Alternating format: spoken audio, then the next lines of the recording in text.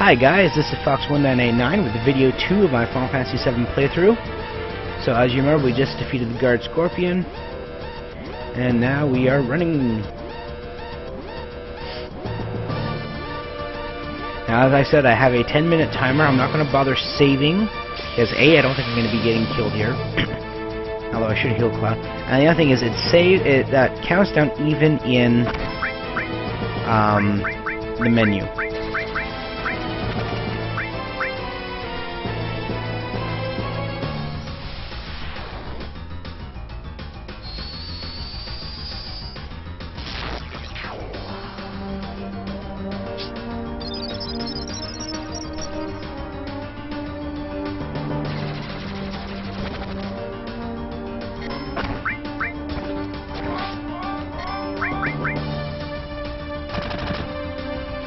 That's weird. He should be able to beat these guys in one hit.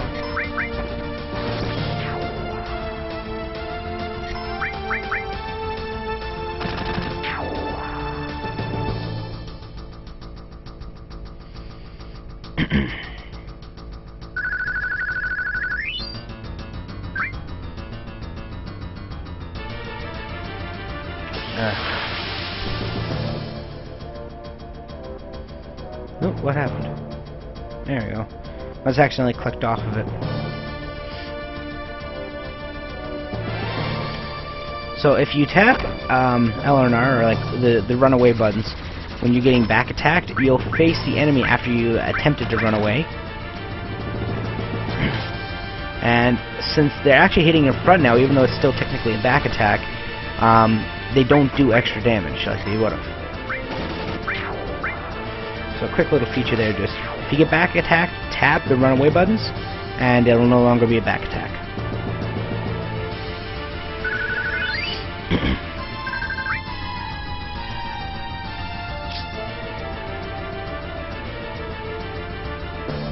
Luckily, I don't think you can get into random battles on the ladders, so that's a little bit of a respite.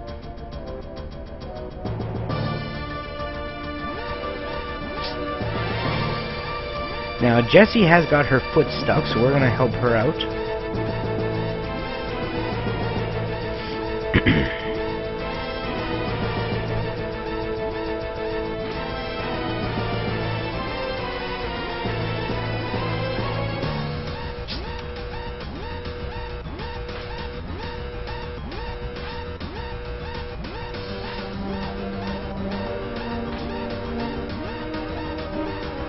Okay.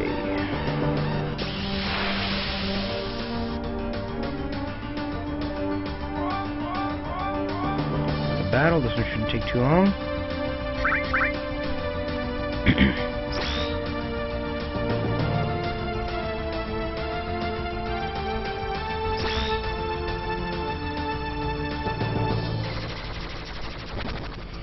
I'm picking on Barret all of a sudden. Takes care of those. Just the beam cannon guy.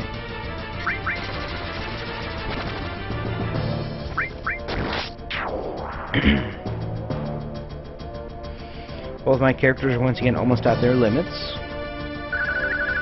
Now, technically speaking, I did get an achievement for using each of their limits once. So unfortunately, you're not going to see that because I've already got it.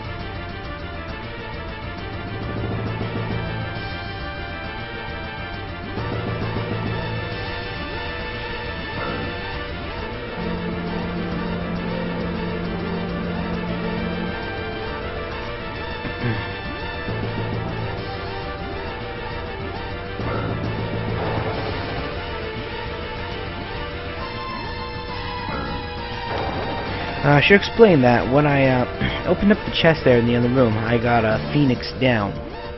So as you know, a Phoenix is a bird that normally has the ability to resurrect itself after it dies. And down, of course, is usually the soft, fluffy feathers from the chest area of a bird. So a Phoenix down is a feather of a phoenix that can be used to resurrect a KO'd party member. When you lose all your health in this battle, you don't die, you're KO'd. As you'll quite clearly experience later, death is not something that can be fixed with a simple Phoenix down.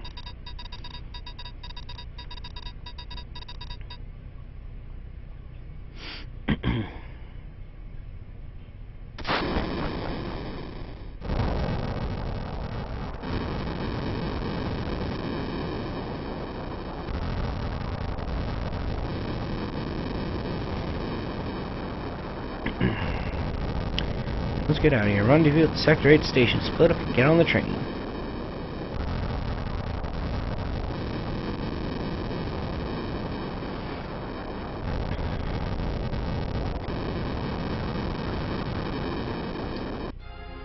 So here we are over in Sector 8. Now that is the lovely young lady we saw in the opening cinematic, Aerith Gainsborough.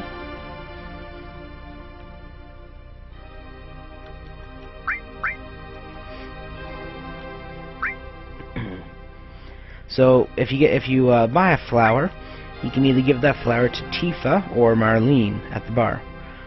Marlene is Barrett's adopted daughter, and Tifa is your childhood friend. See, there's technically a likability factor, so to speak, with the female party members, Aerith, Yuffie, and Tifa, that depending on the likability, you can basically, when you come to a certain part of the game where you're at an amusement park, you can choose to go on a date with one of them, depending on how you've treated the others. For example, if you treat Tifa really well and ignore Aerith, you'll go with Tifa. If you treat Aerith really well and avoid Tifa, then you'll go with Aerith. If you treat them relatively equally or just simply ignore both of them, you'll actually go on a date with Barrett, the black guy. And there's also a fourth character, a third female, that I'm not going to go into because she's a secret character. You'll see later. Of course, anybody who's actually played the game probably already knows what I'm talking about. I'm just grinding a little bit extra XP here. I could just run away and not have to fight them, but meh. It's time consuming more than anything. It's not like it's hard.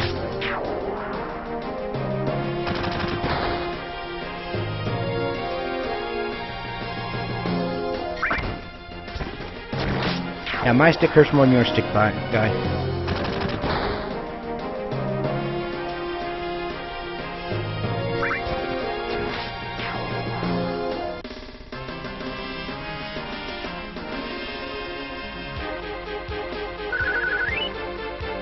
Hey, free potion.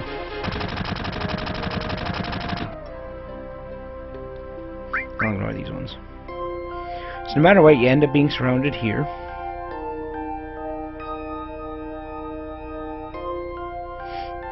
And the Fablin, grab him! It's funny because up on the roof you don't even see any, or up on the bridge you don't even see any soldiers anymore.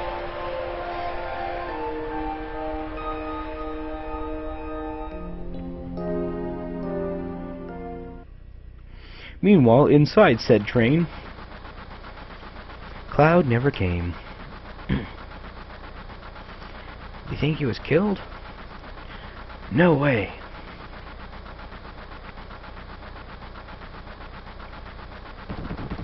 I remember when half of what Barrett said used to be bleeped out. Now they only bleep out certain parts of it. Like hell used to be bleeped out.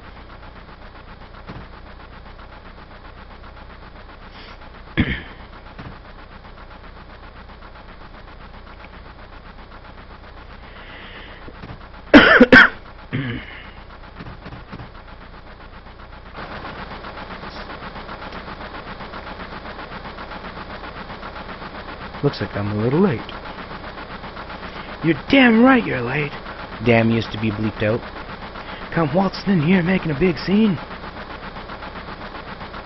It's no big scene. It's just what I always do.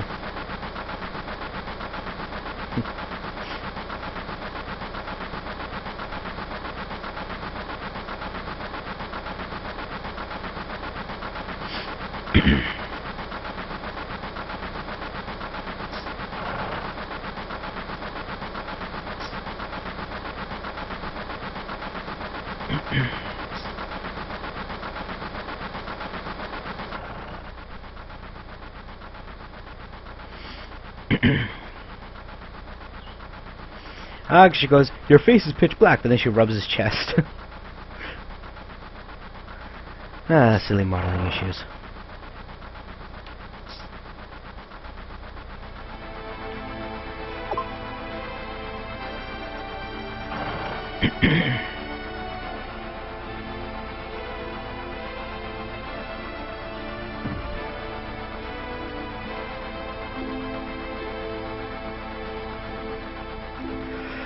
So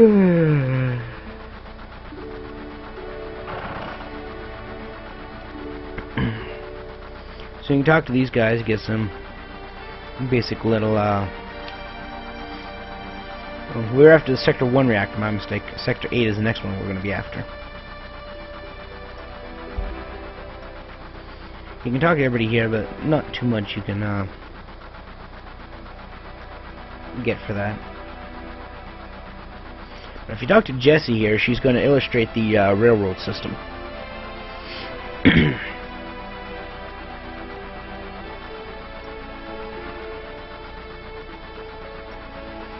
This kind of gives you a basic overview of Midgar. So basically, you have the top city, this part here, which is about 50 meters above the ground. Then you have the lower area, the slums.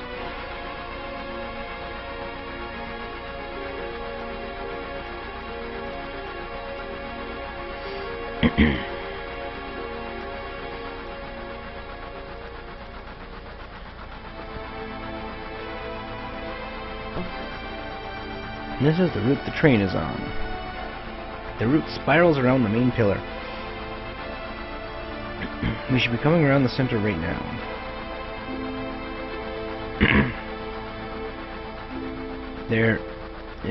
Each checkpoint has an ID sensor device. It checks the identities and backgrounds of each passenger on the train and is linked up to the central data bank at Shinra headquarters. Pretty spiffy for an electric company. We definitely look suspicious, so we're using fake IDs. So here comes security cam here. That light means we're in the ID security check area. When the lights go off, you never know what kind of creeps will come out.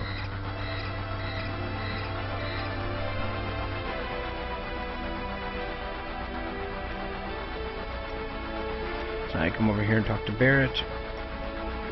Look, you can see the surface now. This city don't have night or day. If that plate weren't there, we could see the sky. So basically, because the upper city, you can't see the sky. Never expected to hear that out of someone like you. You're just full of surprises. In the upper world, a city on a plate. It's because of that fucking pizza that people underneath are suffering. And the city below is filled with polluted air. On top of that, the reactor keeps draining up all the energy. And why doesn't everybody move on to the plate? Dunno, probably because they don't got no money, or maybe they love their land no matter how polluted it gets.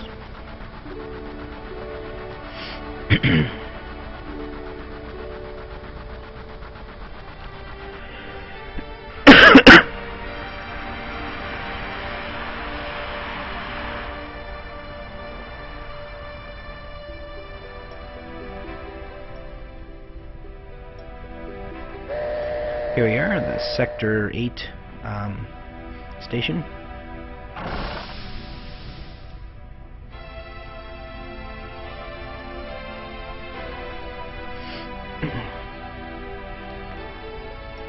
Oh no, wait, train graveyard is in Sector 7.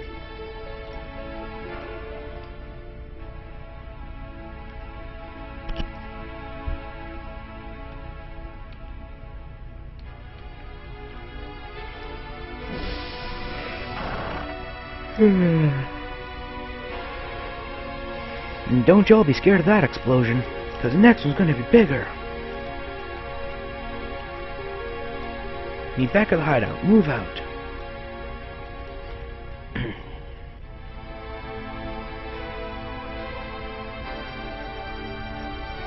So, despite the fact it says something about Texas up on top, that is Tifa's 7th Heaven bar.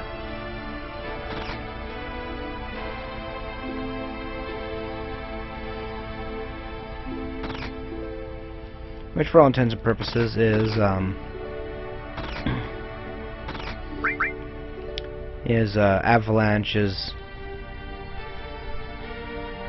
headquarters. So that's Marlene, and that's Tifa.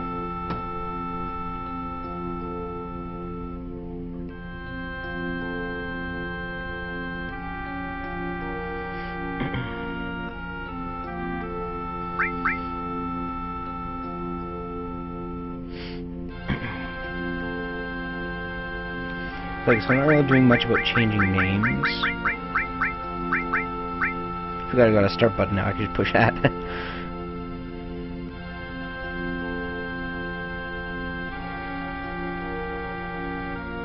Oh, sure, I'll give it to Tifa this time. Normally I give it to Marlene. Okay, we're almost at 20 minutes, so if I attempt to leave, that's when Barrett comes barreling in.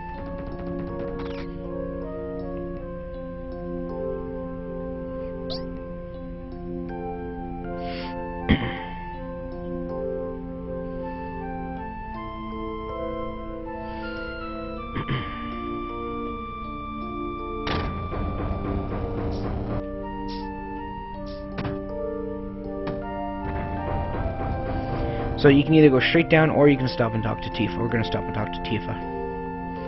Gives a little bit more story elaboration, not much.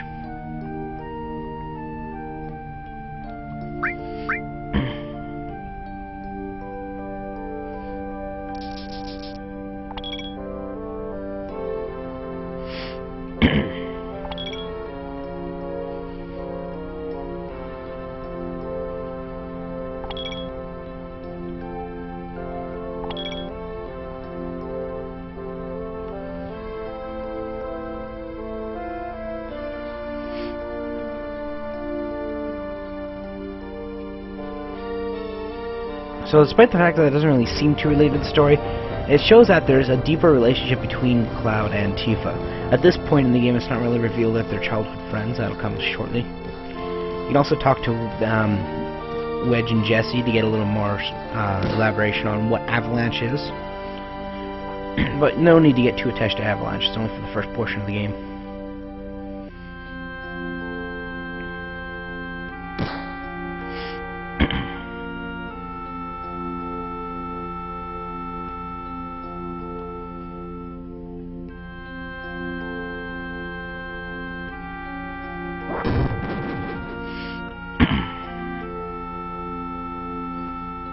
Don't forget your skinny ass is working for Avalanche now. Don't get no ideas about hanging on to Shinra.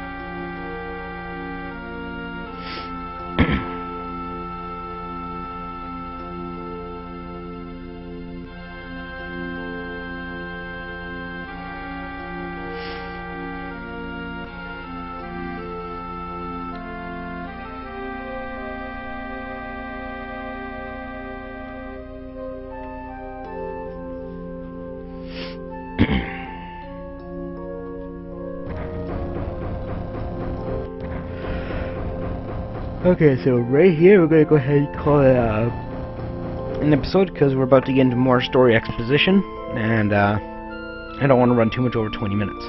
So thanks for watching, thanks for listening. I'll see you guys again real soon.